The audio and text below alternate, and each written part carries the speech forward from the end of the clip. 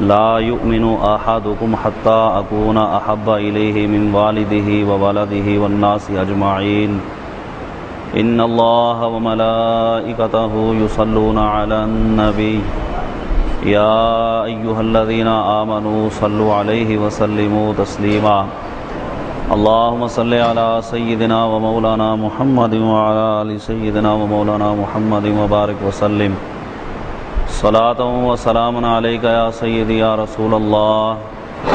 وعلى آلك وأصحابك يا سيدي يا حبيب الله۔ اللہ کے محبوب دانائے غیوب صلی اللہ تعالیٰ علیہ وسلم کا فرمان عالی شان بخاری شریف کی پہلی جلد کی 15ویں حدیث مبارکہ، جس کا پہلا درس گزشتہ درس میں ہوا تھا، اسی حدیث مبارکہ کی جو وجوہات گزشتہ درس میں بیان کی گئی تھی کہ نبی پاک صاحب الاولاق صلی اللہ تعالیٰ علیہ وسلم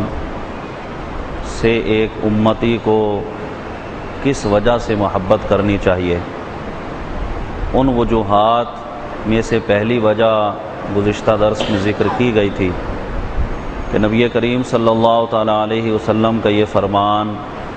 تم میں سے کوئی بھی شخص اس وقت تک کامل مومن نہیں ہو سکتا جب تک کہ وہ اپنی اولاد، اپنے ماں باپ اور تمام لوگوں سے بڑھ کر نبی کریم علیہ الصلاۃ سے محبت نہ کرے۔ تو اس محبت کی وجوہات میں سے پہلی وجہ یہ ذکر کی گئی تھی کہ کوئی بھی شخص کسی سے جب محبت کرتا ہے تو حسن و جمال کی وجہ سے محبت کرتا ہے، اور رب کائنات نے اپنے محبوب صلی اللہ تعالیٰ علیہ وسلم کو جو حسن و جمال عطا فرمایا،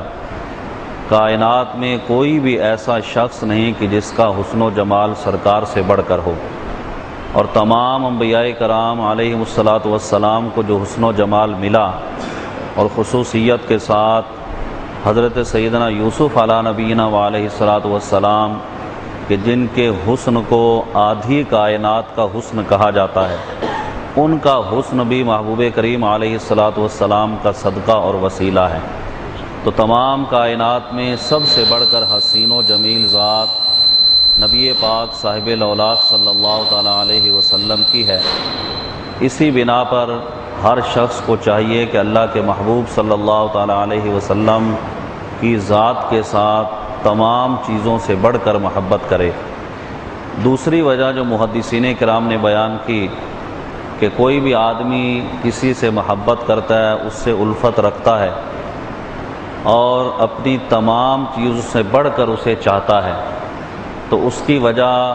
اس آدمی کے اندر علم اور حکمت کا حد درجے کا ہونا، کہ کسی آدمی کو اللہ تبارک و تعالی علم و حکمت عطا فرمائے کہ تمام علوم کے اندر وہ ماہر ہو، اور حکمت کے ایسے خزانے اس کے پاس ہوں کہ کوئی بھی شخص اس کا مقابلہ نہ کر سکتا ہو۔ تو علم و حکمت کے اندر بڑا ہونا، علم و حکمت کے اندر ایسے مقام پر فائز ہونا کہ جس مقام کا کوئی بھی دنیا کا شخص مقابلہ نہ کر سکتا ہو، یہ ایک وجہ، ایک سبب ہوا کرتا ہے کسی کے ساتھ محبت کرنے کا۔ اس سبب کو دیکھتے ہوئے نبی پاک صاحب الاولاق صلی اللہ تعالیٰ علیہ وسلم کی ذات کی طرف جب ہم دیکھتے ہیں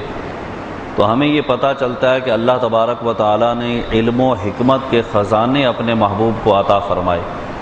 ایسا علم اور ایسی حکمت عطا فرمائی کہ کائنات کے اندر کوئی بھی شخص نبی کریم علیہ السلام کے علم و حکمت کا مقابلہ نہیں کر سکتا۔ تو علم و حکمت کا حد درجے کا ہونا، اس میں بڑا ہونا، یہ ایک سبب ہے کسی بھی ذات سے محبت کرنے کا۔ اور چونکہ علم و حکمت کا تعلق انسان کی عقل کے ساتھ ہے،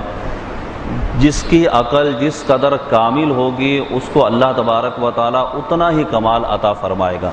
تو نبی کریم صلی اللہ تعالیٰ علیہ وسلم کی عقل کتنی کامل ہے، کس قدر اللہ تبارک و تعالیٰ نے آپ کو عقل کے اندر سب سے بڑھ کر مرتبہ اور مقام عطا فرمایا۔ حضرت وہب رضی اللہ تعالیٰ عنہ بیان کرتے ہیں کہ میں نے کم و بیش 71 کتابوں کو پڑھا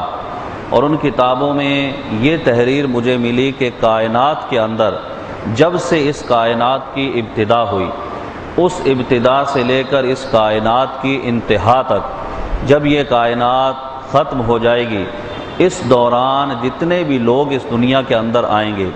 ان تمام لوگوں کو جتنی عقل اللہ تبارک و تعالیٰ نے عطا کی، اور آپ جانتے ہیں کہ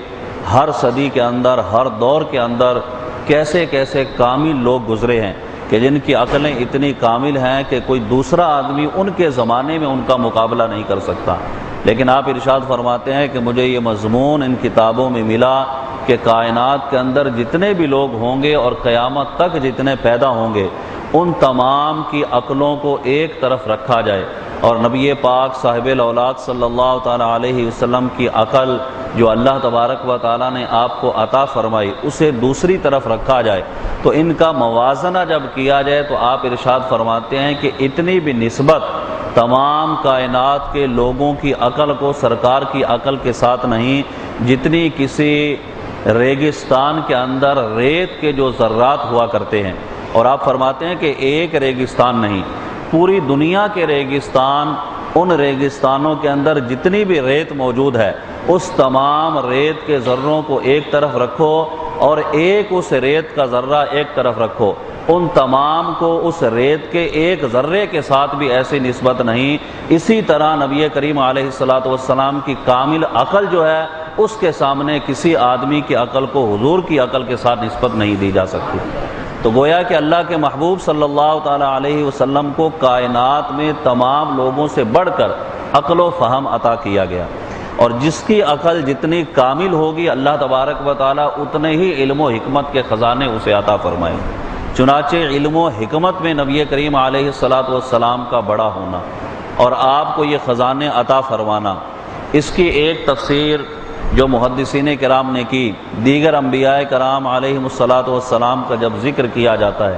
اور گزشتہ درس میں نے یہ عرض کیا تھا کہ حسن و جمال میں جب حضرت سیدنا یوسف علیہ نبینا علیہ السلام کا ذکر آتا ہے، تو کسی نبی کا ذکر کرنے سے یہ مقصود نہیں ہوتا کہ اس نبی کا مرتبہ کم ہو جائے،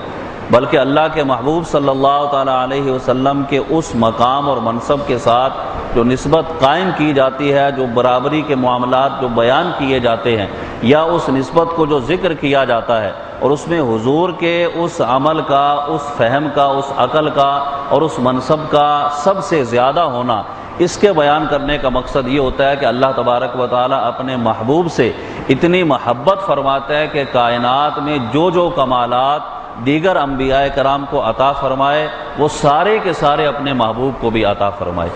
اور پھر ان سب سے بڑھ کر بھی کمالات نبی کریم علیہ السلام کو عطا کیے گئے۔ خصوصیت کے ساتھ یہ مقدس مہینہ جس میں نبی کریم صلی اللہ تعالیٰ علیہ وسلم کا ایک کمال معراج شریف کا جو معجزہ ہے، تو یہ دیگر انبیاء کرام علیہ السلام میں سے کسی کو نہیں ملا، صرف محبوب پاک صاحب الاولاق صلی اللہ تعالیٰ علیہ وسلم کا انتخاب کیا گیا۔ تو جس طرح وہاں پر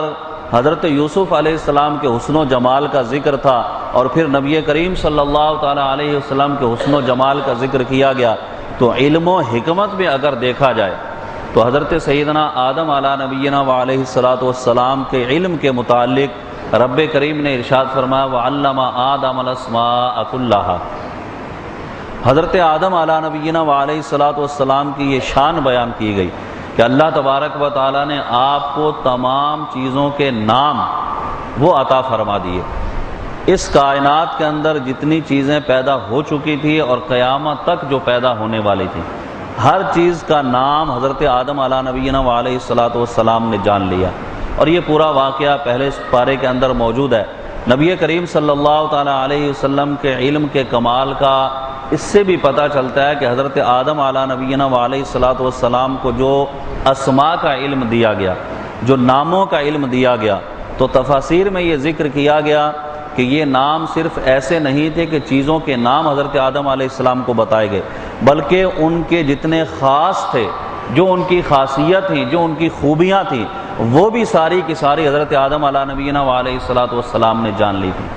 اور حضرت آدم علیہ نبینا علیہ السلام کا علم جو ہے وہ نبی پاک صاحب الاولاق صلی اللہ تعالیٰ علیہ وسلم کے علم کے سامنے ایک ذرے کی حیثیت رکھتا ہے۔ کہ اللہ تبارک و تعالیٰ نے تمام نبیوں سے بڑھ کر سرکار کو علوم عطا فرمائے۔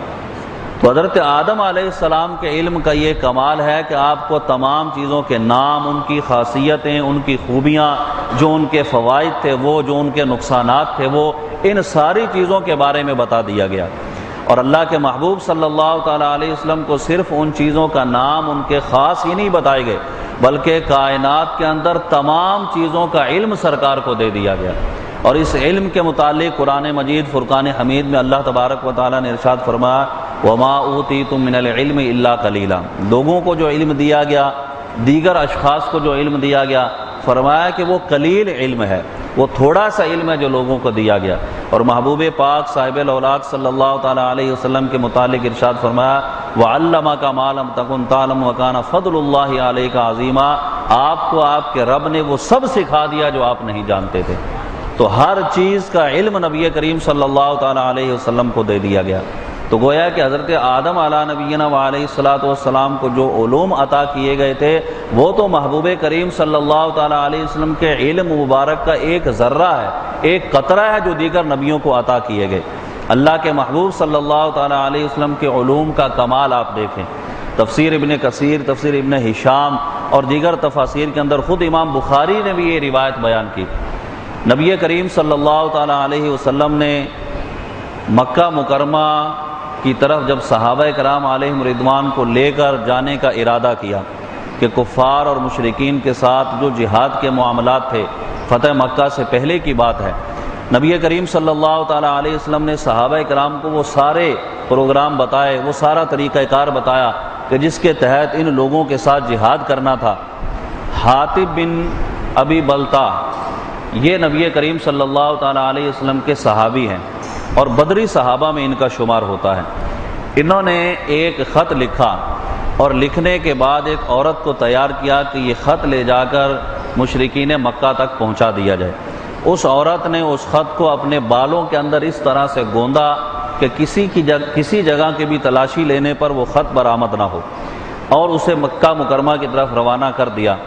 نبی پاک صاحب الاولاق صلی اللہ تعالیٰ علیہ وسلم حضرت علی رضی اللہ تعالیٰ حضرت زبیر رضی اللہ تعالیٰ انہیں بلایا اور ارشاد فرمایا کہ جاؤ، مکہ کے راستے پر ایک عورت جا رہی ہے، اس کے پاس ایک خط ہے اور اس خط میں اس طرح کا مضمون ہے، اور وہ خط حاطب بن ابی بلتا نے اسے دیا ہے، وہ خط اس سے لے کر آ جاؤ۔ نبی کریم صلی اللہ تعالیٰ علیہ وسلم کے علم پر طعن کرنے والے ذرا غور کریں۔ اللہ کے محبوب صلی اللہ تعالیٰ علیہ وسلم کا علم کس طرح یہاں پر صادق آتا ہے کہ رب کائنات نے آپ کو جو علوم عطا فرمائے ان علوم میں آپ دیکھیں کہ کتنی باتوں کی خبر سرکار نے بیان فرما دی۔ ایک تو یہ کہ وہ خط حاطب بن ابی بلتا نے لکھا،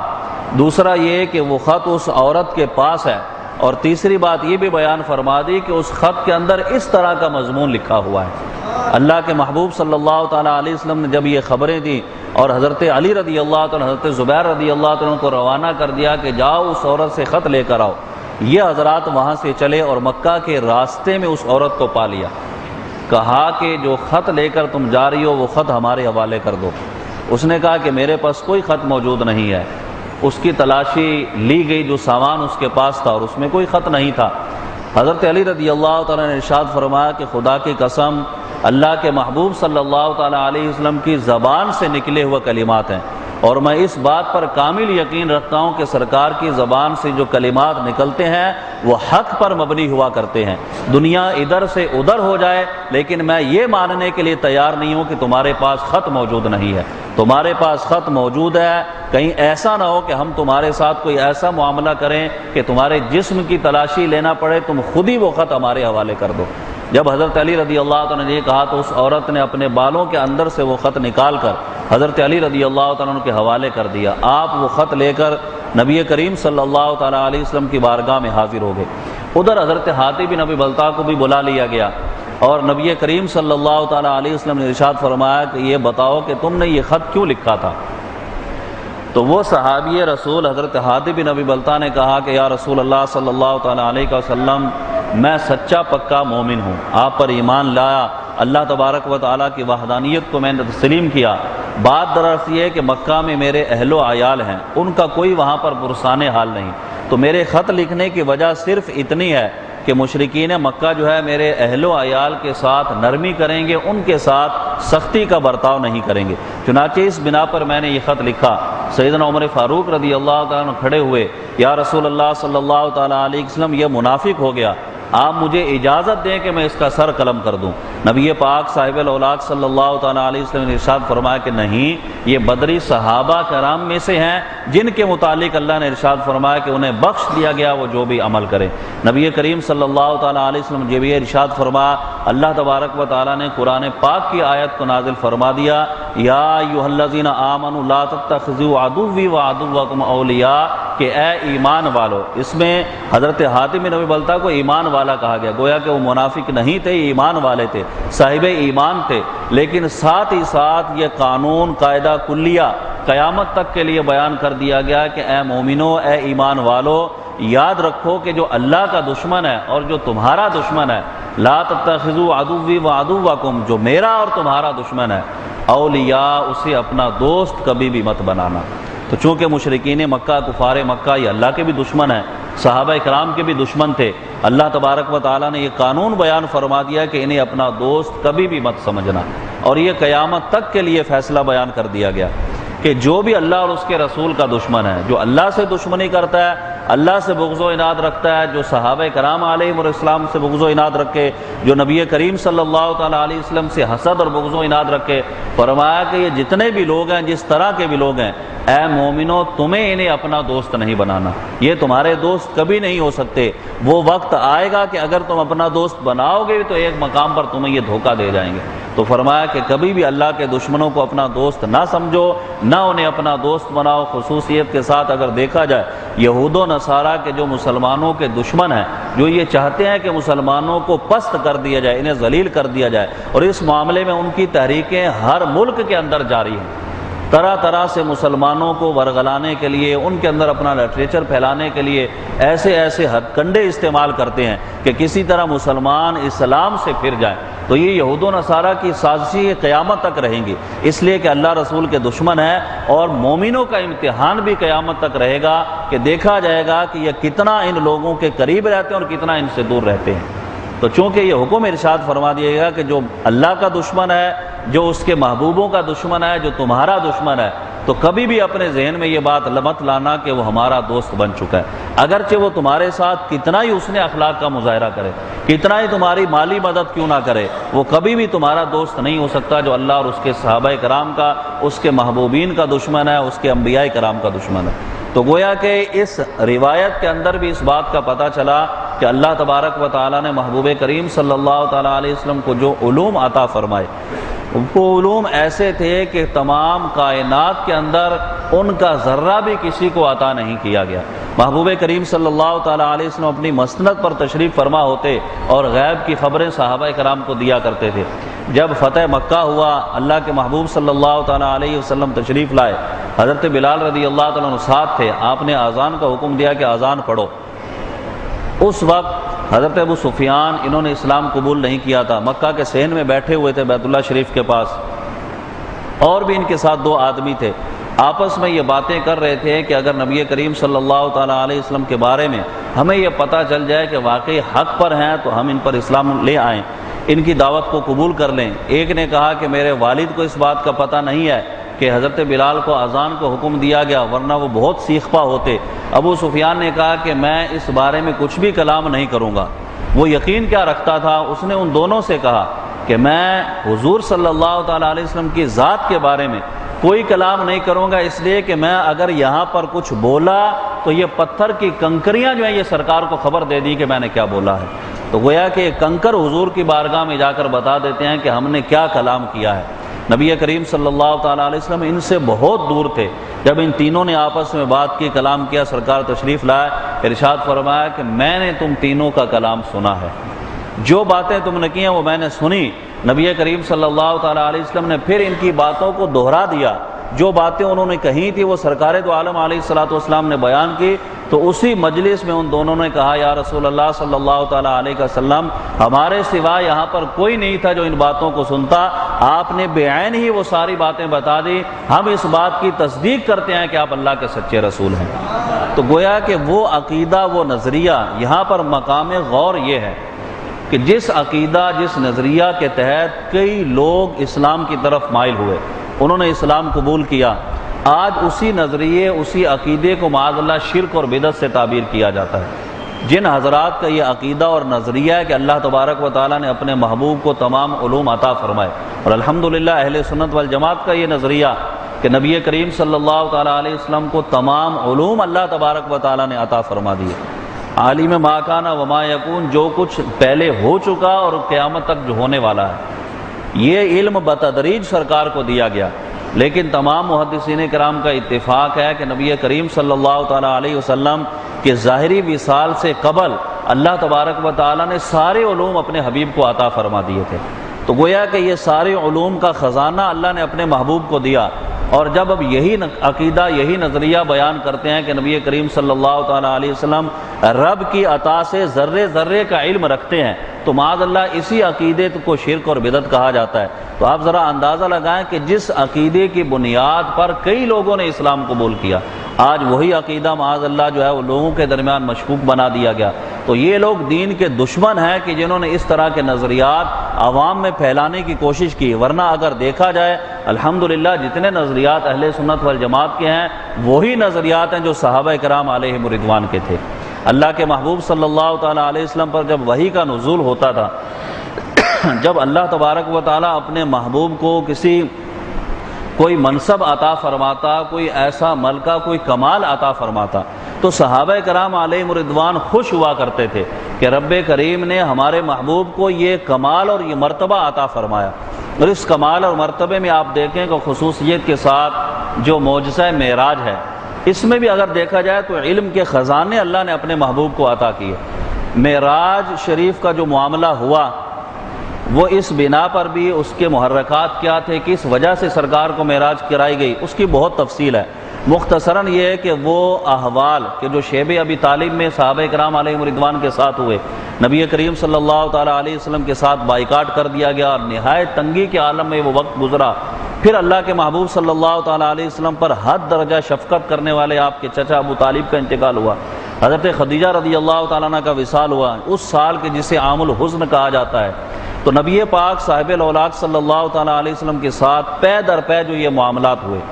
تو ان معاملات کی وجہ سے پھر طائف کا سفر سرکار دو عالم علیہ الصلوۃ والسلام نے کیا۔ وہاں پر کیا معاملات تھے آپ جانتے ہیں کہ نبی کریم علیہ الصلوۃ والسلام کو کس طرح سے وہاں تکلیفیں اور اذیتیں پہنچائی گئیں۔ اللہ کے محبوب صلی اللہ تعالیٰ علیہ وسلم نے ان تمام تکالیف کو برداشت کیا، اس لیے کہ ان مع العسر یسرا، تکالیف کے بعد آسانیاں بھی اللہ عطا فرماتا ہے۔ اور نبی کریم صلی اللہ تعالیٰ علیہ وسلم کی ذات چونکہ مومنوں کے لیے ایک نمونہ ہے، اور تمام مومنین کو اس بات کی طرف تنبیہ بھی کی گئی، اشارہ بھی کیا گیا کہ دنیا کے کوئی آفات، مصیبتیں، تکالیف آئیں تو ان سے گھبرایا مت کرو، یہ تکالیف مومنوں کے لیے آزمائش ہوا کرتی ہیں، اور یہ تکالیف ہمیشہ نہیں رہتی، بلکہ ایک وقت آتا ہے اللہ ان تکلیفوں کو دور کر کے ان سے زیادہ کشادگیاں عطا فرما دیتا ہے۔ اور مومن کے وہ احوال کے جو تکلیف والے ہیں ان میں تو یہاں تک ارشاد فرمایا، حدیث مشکات میں موجود ہے کہ مومن کے پاؤں میں اگر کانٹا بھی چبھ جاتا ہے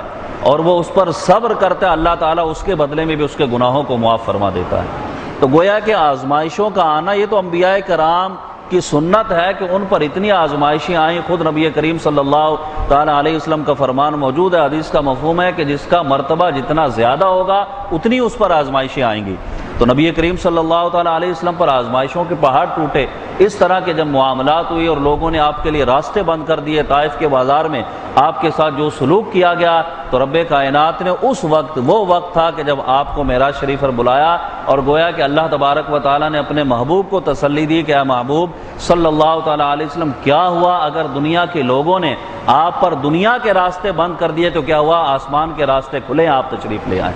تو نبی کریم صلی اللہ تعالیٰ علیہ وسلم کو معراج پر بلایا، اللہ کے محبوب صلی اللہ تعالیٰ علیہ وسلم نے وہاں جو مقامات طے کیے، جس قدر آپ کو مراحل جو تھے ان کو طے کر کے رب کریم کی بارگاہ میں پہنچے، سر کی آنکھوں سے رب کا دیدار کیا۔ یہ بہت تفصیلی معاملات ہیں، ان کی ابحاث آپ سنتے ہیں، لیکن ایک حدیث مبارکہ جو صاحب مشکات نے نقل کی، اس میں نبی کریم صلی اللہ تعالیٰ علیہ وسلم کے علم کا بھی ذکر کیا گیا۔ سرکار ارشاد فرماتے ہیں کہ اس وقت رب کائنات نے اپنا دستے قدرت میرے دونوں شانوں کے درمیان رکھا،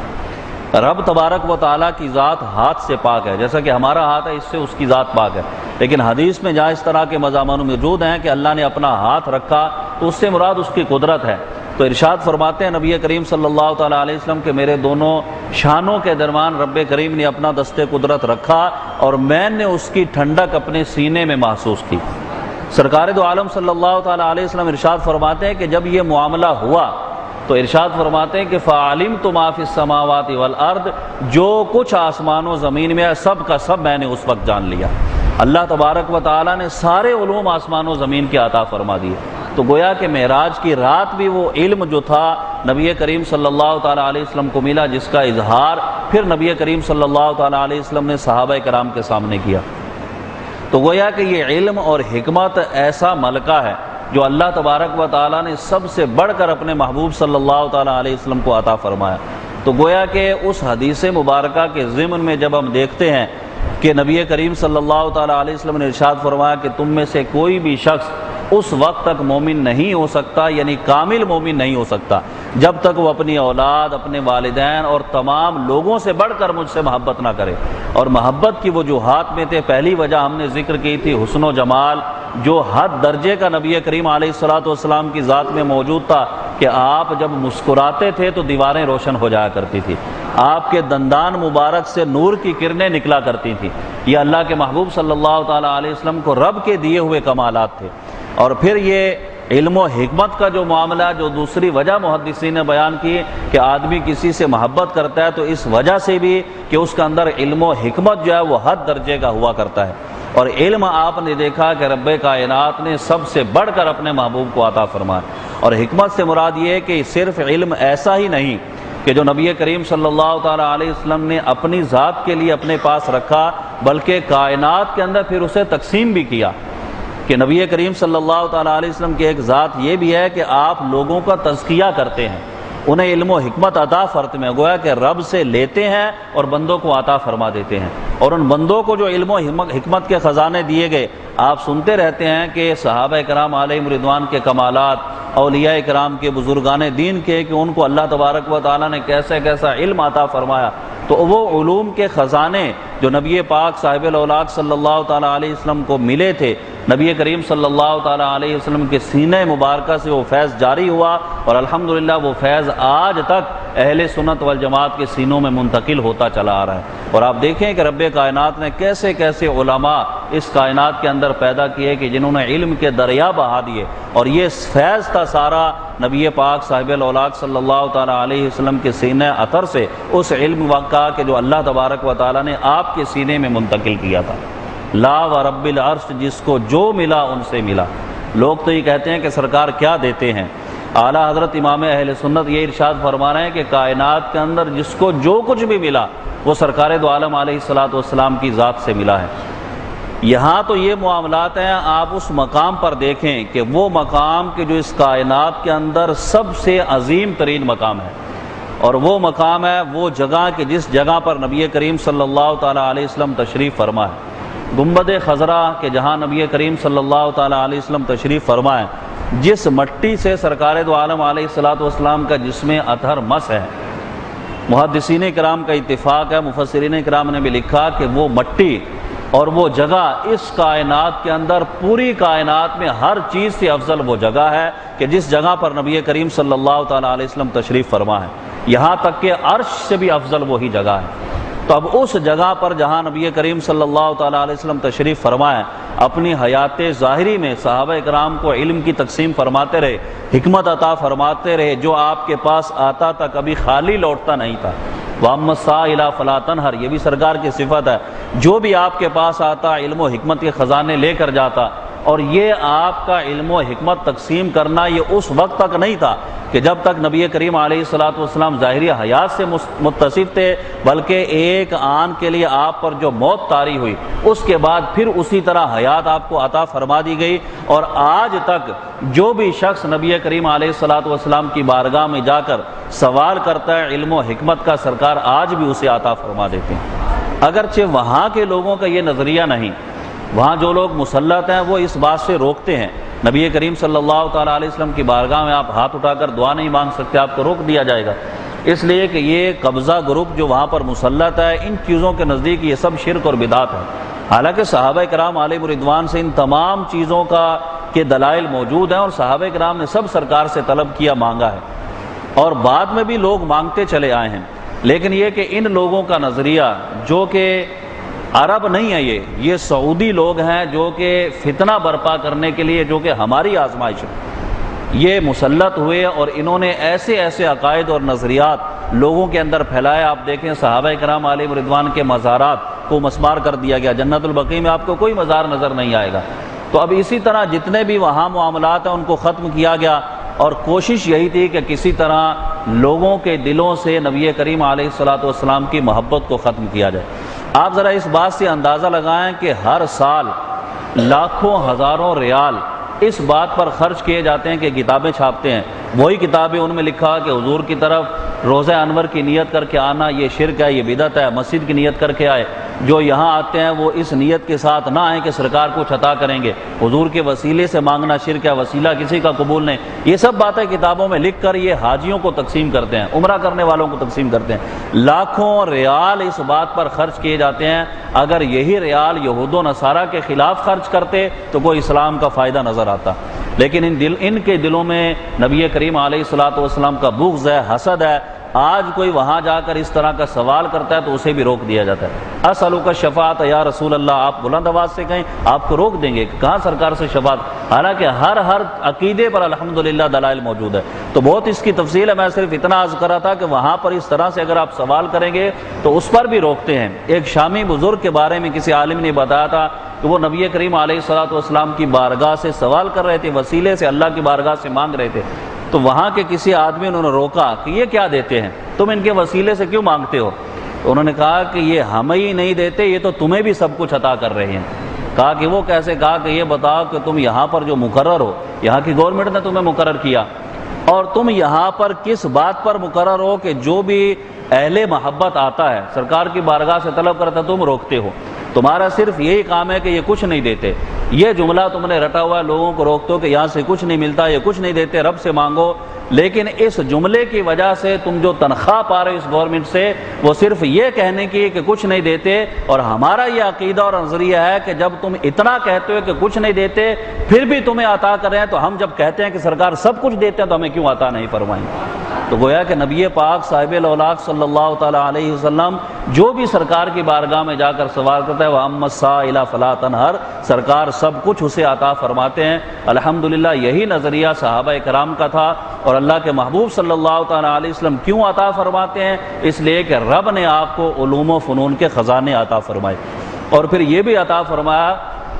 یہ بھی حکم فرمایا کہ اے محبوب جو بھی آپ کی بارگاہ میں آپ اسے عطا فرمائیں، اور کبھی اس بات کا خوف نہ رکھیں کہ آپ کی عطا میں کوئی کمی ہوگی، بلکہ جوں نبی کریم علیہ السلام کے لمحات آگے جا رہے ہیں، وَلَلْآخِرَةُ خَيْرٌ لَكَ مِنَ الْأُولَىٰ، آپ کی ہر آنے والی گھڑی پچھلی گھڑی سے بہتر ہے۔ تو گویا کہ نبی کریم صلی اللہ تعالیٰ علیہ وسلم علم و حکمت کے خزانے رکھتے ہیں، اور جو سچے دل سے سرکار سے طلب کرتا ہے آج بھی اسے عطا فرماتے ہیں۔ تو یہ ایک وجہ، ایک سبب محدثین کرام نے بیان کیا کہ جس آدمی کے اندر علم و حکمت کے خزانے ہوں لوگ اس سے محبت کرتے ہیں۔ تو ہمیں بھی چاہیے کہ ہم اپنی اولاد، اپنے والدین اور تمام لوگوں سے بڑھ کر نبی پاک صاحب الاولاق صلی اللہ تعالیٰ علیہ وسلم سے محبت کریں۔ انشاءاللہ آئندہ درس کے اندر مزید اس کی جو وجوہات ہیں وہ ذکر کی جائیں گے۔ اللہ تبارک و تعالیٰ اپنے محبوب سے ہمیں سچی محبت عطا فرمائے اور بد مذہبوں کے فتنوں سے بچنے کی توفیق عطا فرمائے۔ وما علینا الا البلاغ۔